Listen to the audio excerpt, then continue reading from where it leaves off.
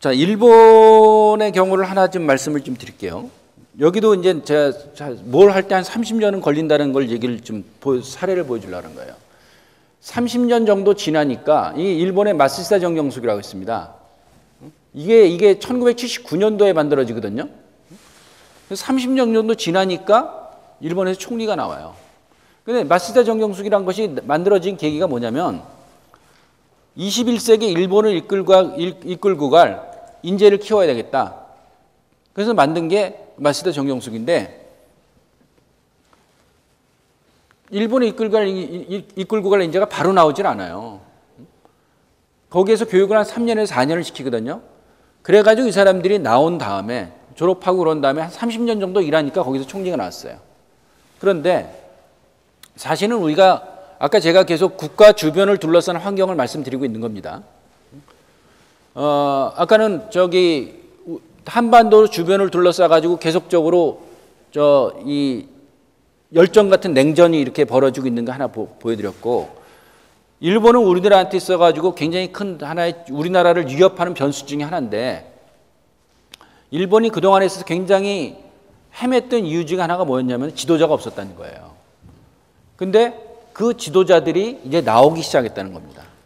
그렇게 되고 더 중요한 건 뭐냐면은 이 노다란 사람보다도 더 중요한 게 요 뒤에 사람들이 좋은 사람들이 많이 있다는 거예요. 그 사람들이 되게 마쓰시다 정경숙에서 배출한 사람들입니다. 그럼 우리는 그걸 눈여겨봐야 돼요. 일본이 대지진이 일어나고 그래가지고 굉장히 힘들지만은 많은 나라 사람들이 했던 얘기는 뭐냐면은 일본은 그래도 간다. 왜? 국민들이 똑똑하기 때문에, 국민들이 질서를 지키기 때문에. 저 사람들한테는 우수한 지도자가 필요한데, 그러면은 정말 용이 날개를 단 건데, 그게 그 가능성들이 지금 나타나고 있어요. 우리는 그러한 일본의 흐름에 대해서, 움직임에 대해서 알고 있어야 돼요. 그러지 않게 되면은 우리들이 아무리 노력을 해도 저거에 또 막힐 수가 있거든요. 그러면 저쪽의 흐름을 알게 되면 우리가 또 나름대로 대처해 나갈 수가 있겠죠. 자, 저게 있고요. 이 사진, 이게 뭐냐면요. 얼마 전에 어떤 사람이 그 일본을 갔다 와가지고 저 과자를 줬어요. 근데 과자를 보다 보니까 눈에 못 보던 게 있어. 뭔가 봤더니 이게 과자 이름이 이마고꼬까라예요. 뭐냐면 지금 여기에서부터야 과자 이름이. 이게 무슨 소리야? 봤더니 이게 뭐라고 하냐면 부흥에 일조하고 싶다.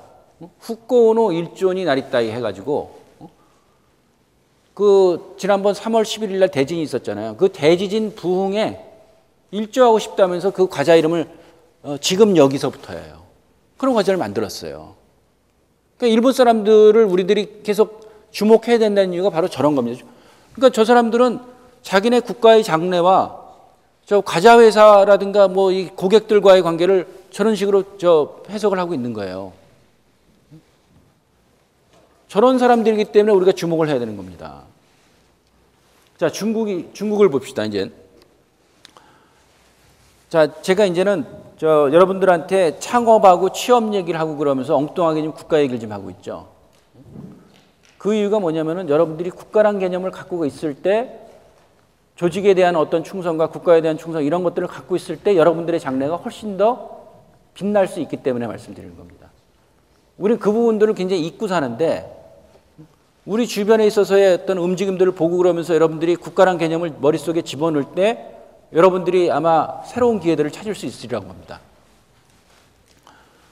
자, 중국의 강대국 학습인데 요걸 좀 더 봐보죠. 후진타오 제왕학 가리키는 최고 싱크탱크는, 자 보세요.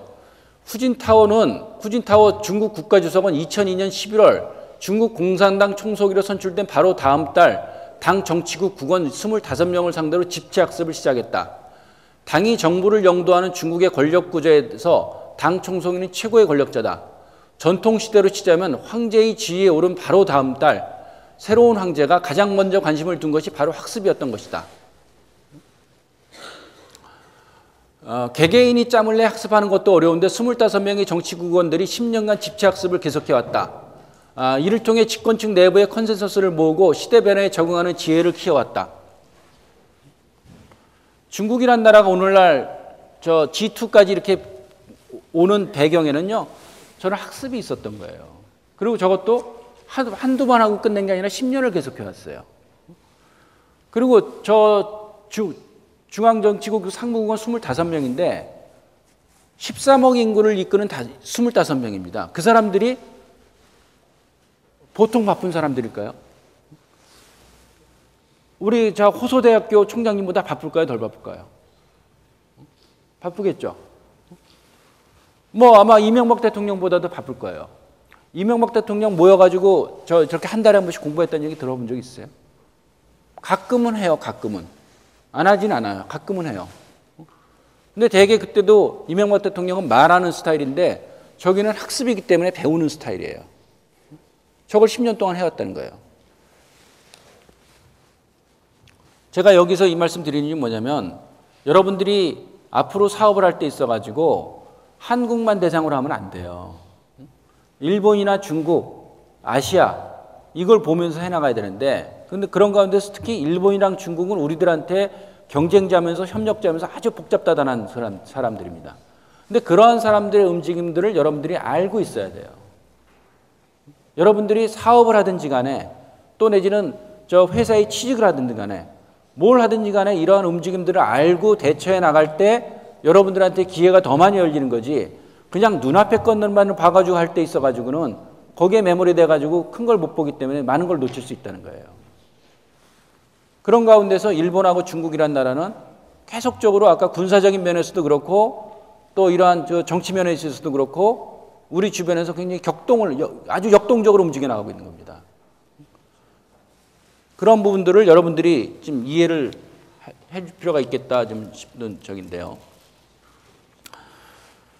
저는 여러분들께 드리고 싶은 얘기 중에 하나가 이겁니다. 여러분들이 저는 수도권에 취업을 하지 않길 바랍니다. 저는 서울 출신이고요. 서울에서 태어나가지고 서울에서 자랐고 서울에서 직장생활 하다가 98년에 대전 와가지고 살고 있습니다. 그러면서 제가 지금 이렇게 계속 국가란 걸 말씀드리고 그러는데 저 스스로도 국가의 큰 흐름을 봤기 때문에 새로운 사업 기회를 찾았어요. 그건 뭐냐? 여기 말씀드리고 그랬지만은 우리나라는 수도권 5% 면적에 50% 인구가 살고 있습니다. 그러니까 서울, 인천, 경기 여기가 면적이 5%뿐이 안 돼요. 국가 전체에서. 근데 인구는 50%를 살고 있어요. 돈은 80%가 몰려 있고. 그러면 당연히 사람 많고 돈 많으니까 거기에 사업 기회가 있겠죠. 그래서 다들 가는 거예요. 그런데 만약에 우리가 계속적으로 저 수도권에만 집중이 돼 보세요. 그러면 한국은요 국가적으로 굉장히 취약한 국가가 됩니다. 왜? 서울에 폭탄 하나 떨어뜨리게 되면은 한국은 끝나는 거예요. 대한민국 이퀄 서울이기 때문에 그러면 한국은 끝나요. 자 그렇게 되면은 저는 사업을 새로 시작하면서 그랬어요. 기존에 하던 것과는 다른 방식으로 가자. 거꾸로 남들이 다 서울을 본다 치면은 서울을 보지 말자. 차라리 지방을 보자. 이런 생각을 갖고 저 대전에서 사업을 시작하게 됐습니다. 그러니까는 큰 흐름을 봤던 거죠. 큰 흐름을 보면서 그 흐름에 편승한 것이 아니라 새로운 흐름을 만들어야 되겠다. 이런 생각을 갖고 대전에서 창업하게 됐습니다.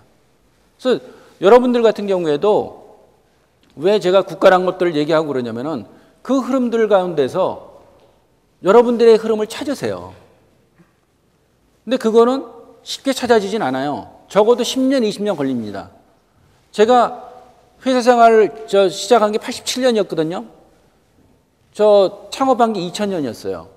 그러니까 한 13년 정도는 많은 고민을 하고 많은 여러 가지 모색을 하고 그러면서 찾은 게 이겁니다. 그리고 나서 10년 됐거든요, 지금. 지금에 있어가지고도 대박을 터뜨리는 건 성공하지 못했어요. 그리고 저는 저희 아이템 자체가 대박 터뜨리는 건 아니에요. 그러지만 한 10년 되니까 이제는 뭔가 좀 안정이 됐어요. 뭔가 좀 더 추진해 볼 수 있을 것 같아요. 그래서 항상 그러한 흐름을 보고 또 시간을 장기적인 안목을 갖고 그렇게 해나갈 때 여러분들이 생계형 창업은 안 할 수가 있습니다. 그러지 않게 되면은 당장 나와서 할 게 없다 보니까 생계형 창업을 해야 돼요. 그런 흐름을 인식하지 못하게 되면. 그럼 생계형 창업하게 되면 말씀드렸지만은 실패 확률이 되게 높아요.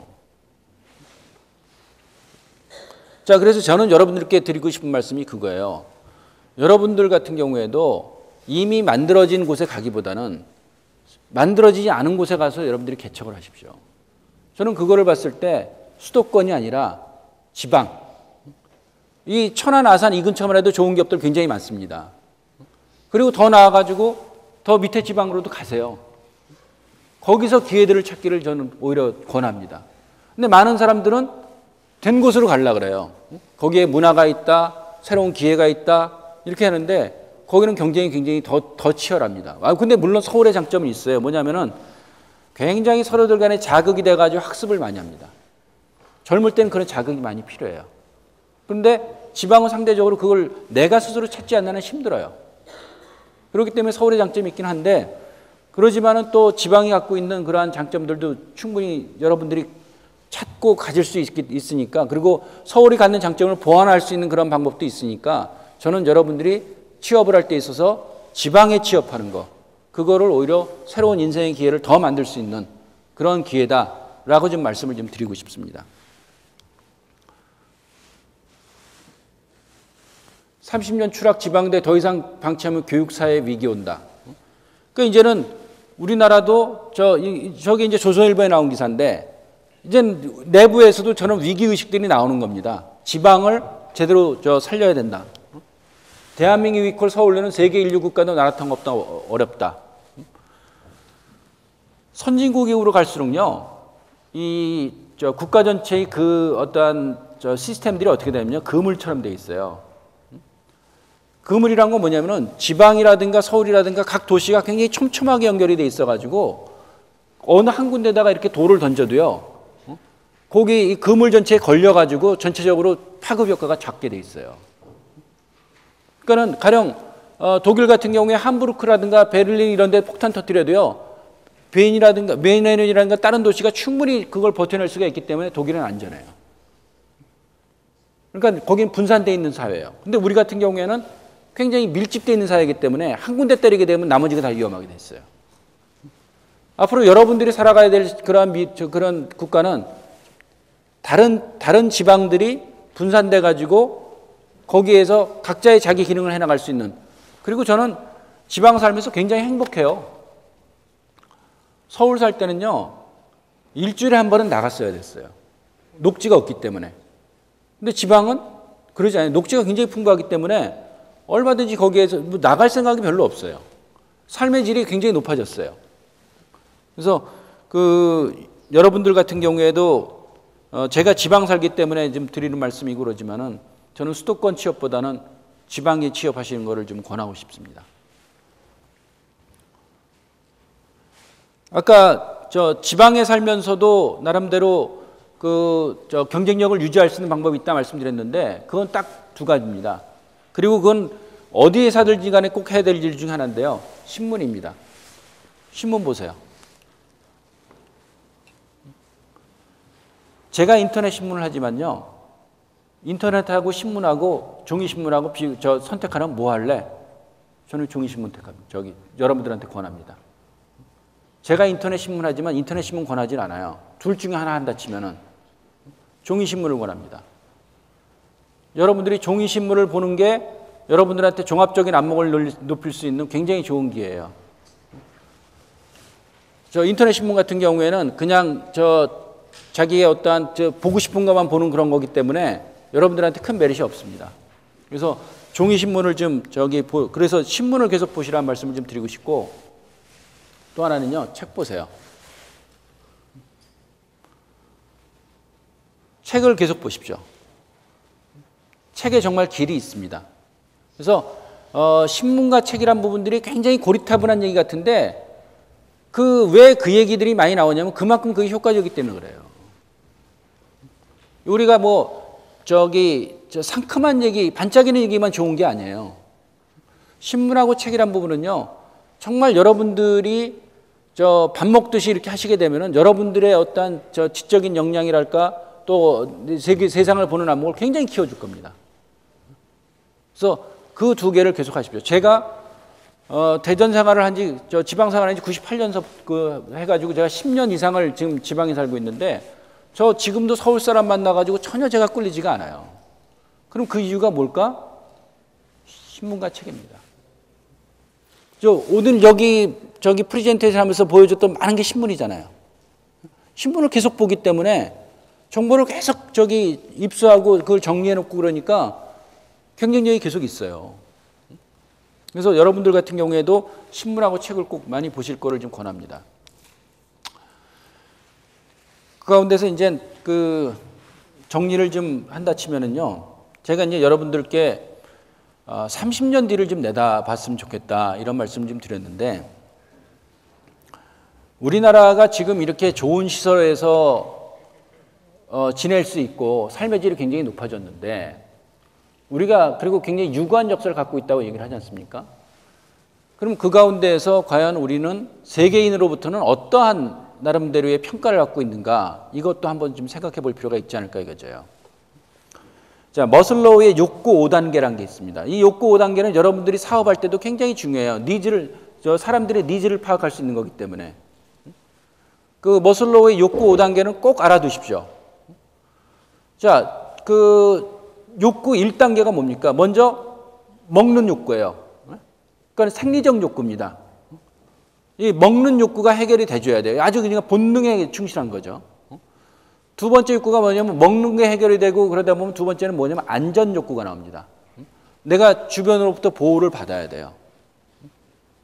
주변 환경이 안정이 돼야 돼요. 자, 그렇게 되면 이제 세 번째 욕구가 뭐가 나오냐면요, 남으로부터 인정을 받고 싶어요. 그러니까 먹고 사는 문제가 해결이 되면요, 다른 사람이 날 인정해 주길 바라요.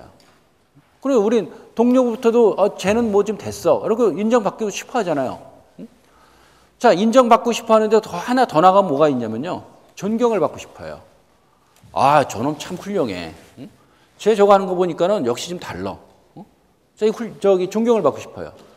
그러다 마지막 5단계는 뭐가 있냐면요, 그러한 존경이니 인정이 다 넘어서 자기를 실현시키고 싶어요. 내 인생의 화두는 이거야. 내 인생의 테마는 이거야. 나는 이거를 하고 싶어. 이거를 위해서는 내가 뭐든지 나는 희생할 수 있어. 그런 자기 인생의 테마가 만들어집니다. 자, 그런 가운데서 그러면 이걸 국가의 차원으로서 한번 보자고요. 과연 우리나라는 지금 먹고 살만해졌죠. 그리고 안전이라는 측면은 아직 완전히 보장되지는 않았지만 그래도 6.25 전쟁 이후로는 굉장히 평화적인 시대를 살아가고 있어요. 자, 그런데 과연 다른 나라로부터 인정을 받고 있고 존경을 받고 있는가? 이 부분을 우리가 한번 생각해 볼 필요가 있지 않을까 이거죠. 인정까지는 받는 것 같아요. 저놈들 정말 제조업 같은 경우에 있어서는 세계 최고의 실력을 갖고 있어. 인정을 받고 있는 것 같아요. 자, 근데 거기에다 가지고 존경을 받고 있는가? 이 부분 한번 우리가 의문을 가질 필요도 있지 않을까 좀 여겨지는데, 자, 5,000년 역사인데 주변으로부터 인정을 받기 위해서 필요한 게 뭘까요? 다른 나라로부터 인정받을 게 필요한 거. 그거는 이웃나라 또는 인류의 삶의 질에 우리가 기여한 게 있어야 되겠죠. 한마디로 이거는 한국에서 만든 거야.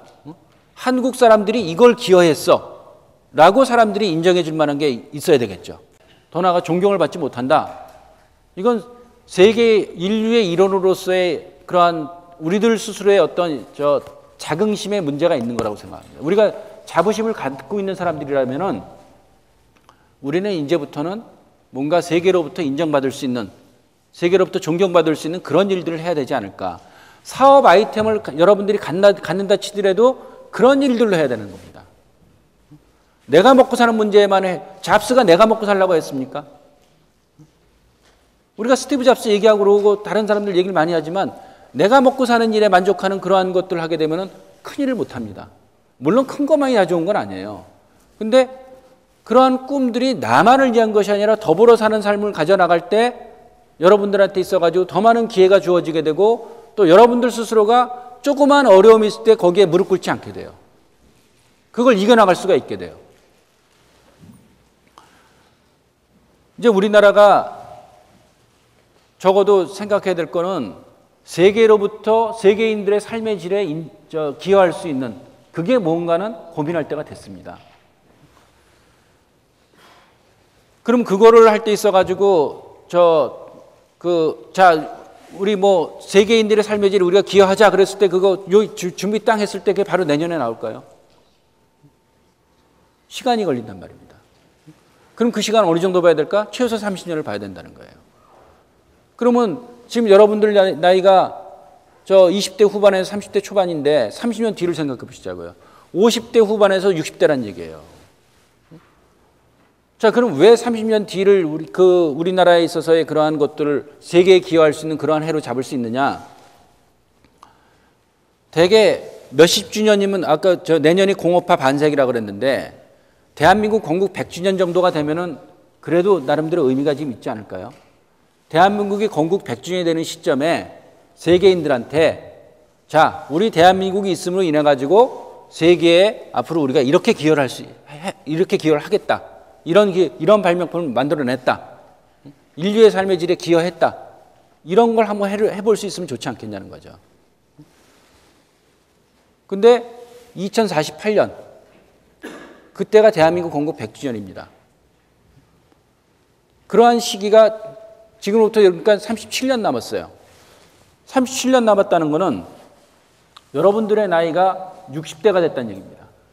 그러면은 한 30년 정도는 여러분들이 그런 나름대로의 나만의 삶이 아니라 국가의 삶과 인류의 삶 그거의 비전에 맞춰가지고 내 비전을 만들어 나가가지고 움직여 나갔을 때 여러분들의 삶이란 것이 보잘것 없을까요? 나름대로 좀 정말 그 보람찬 내 한 번뿐인 인생 내 지금 잘 살았다 이런 생각을 가질 수 있을까요? 그래서 여러분들한테 사업 얘기를 하고 그러는 가운데서 어떻게 보면은 좀 여러분들이 엉뚱한 얘기라고 받아들일 수 있을지 모르겠는데 국가란 개념과 인류란 개념 그리고 앞으로 30년 뒤를 내다보는 그러한 생각들 그런 걸 가져나가고 여러분들이 사업 아이템을 찾아나가고 그거를 준비해 나가고 그럴 때 여러분들한테는 굉장히 큰 에너지가 나올 겁니다. 그 에너지가 나올 때 조그마한 어려움이 와도요 충분히 이겨나갈 수가 있을 거예요. 근데 그러한 에너지 그러한 나름대로의 목표 같은 게 없으면은요 어려움이 나오면 나올 때마다 아마 힘들 겁니다. 그러다가 그 어려움이란 것이 일정한 그 강도를 지나가게 되면 여러분들이 아마 좌절할 거예요. 그래서 여러분들께 드리는 그런 말씀은 적어도 뭘 하든지 간에 30년 정도는 내다보고 준비를 해야 된다.